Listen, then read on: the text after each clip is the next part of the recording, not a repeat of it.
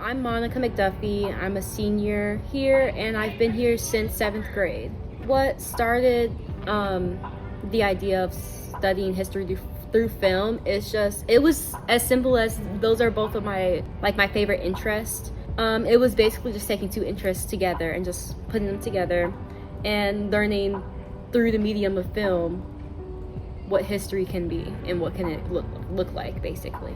We have students who are interested in history but don't necessarily want to be historians. How can we give them as many at-bats with exploring the depths of their interests before they can graduate? And so what came out of that were this notion of history through whatever. And so we have history through film, history through art, and history through literature, and then a capstone class. It evolved from interest to an actual study. Me and Brianna, we were like, it's gonna be senior year and I'm gonna have a little bit of time to do something interesting if I wanted to. And so we decided to do this independent study of history through the lens of film, and that's basically how it started. I never want classwork to feel like a punishment. Monika and Alyssa in particular are two students who, can take on more work than the average student. They can balance their time well, they manage their time well, they can advocate for themselves well. So I felt comfortable saying yes to them because I knew it really would be them owning their learning and them owning this process, and that I would just be there as a support and as a resource. I was confident that I could take on a big project like this because it was something that I was passionate about. And when I take on things that I'm passionate about, I don't find it overbearing. It didn't feel like a heavy lift. It felt more like a hobby, to be honest, not like work.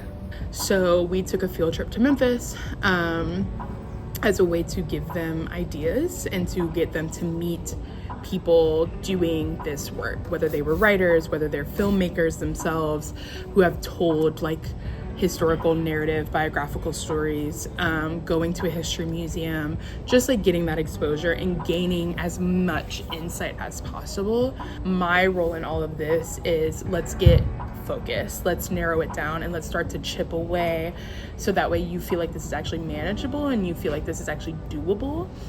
I think this project has changed me as a student by making me more independent in the projects that I seek after and the projects that I actually work through. And I also think that this project is very much going to prepare me for college, which is why I really appreciate it. So I think the growth that I've seen in Monika in particular is accepting the fact that this could be stellar. There's always room to improve your work, and there's always room to explore, well, if I change this one piece, does that change the trajectory of the project? If a student wants to do their own independent study, I would give them the advice of make sure whatever you do in the independent study is something that you're really passionate about, because if you don't have that passion there, you're not going to want to do it when things get hard.